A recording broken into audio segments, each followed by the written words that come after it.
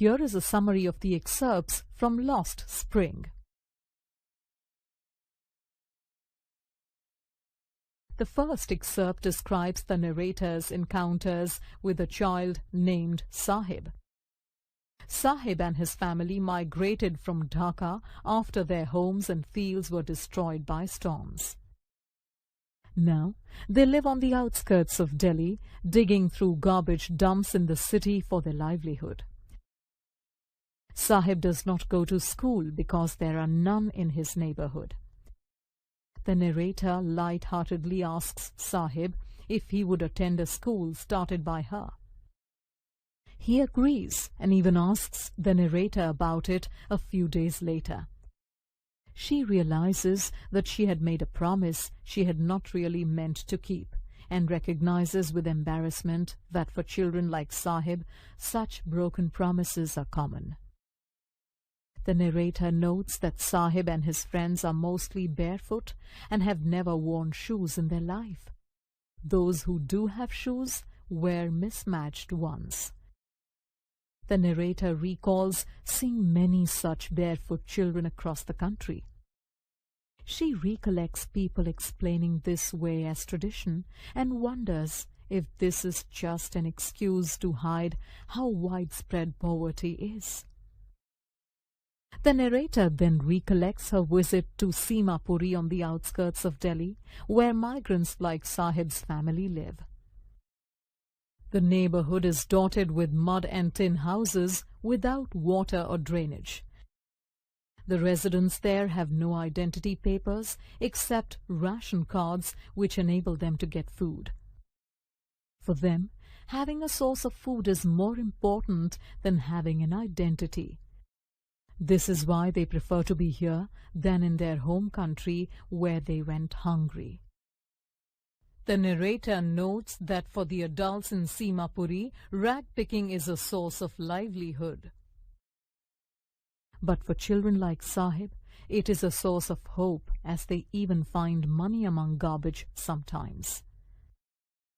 One morning, the narrator finds Sahib watching two young men playing tennis.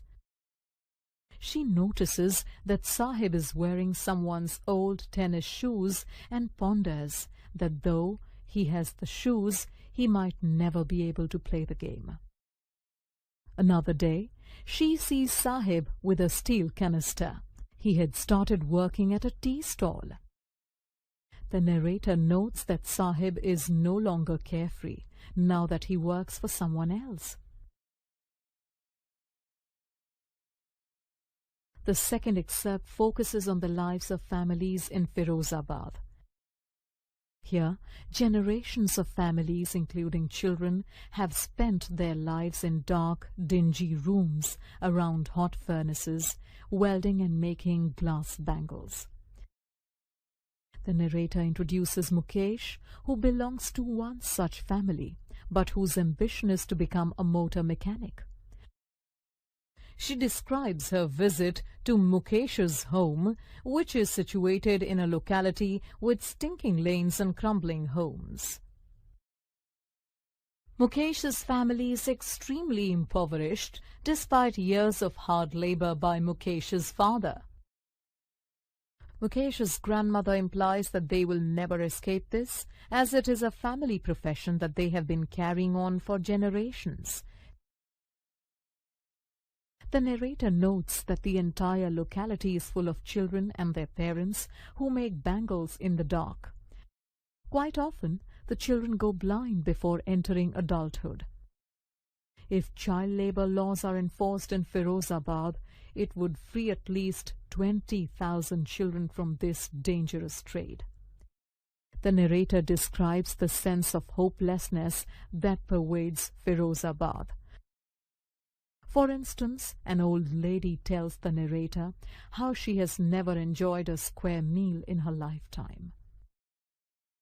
Youngsters too seem to feel trapped and do not take any initiative because they are afraid of being harassed by the police. The narrator clearly sees two distinct worlds here. One of the poverty-stricken bangle makers, limited by their caste-linked profession, and that of middlemen and authorities who ensure that the vicious circle continues. Both worlds stop young children from dreaming, making them slaves to their fate. Hence, the narrator is cheered by Mukesh's declaration. His dreams, though modest, indicate that the next generation can escape this web of poverty.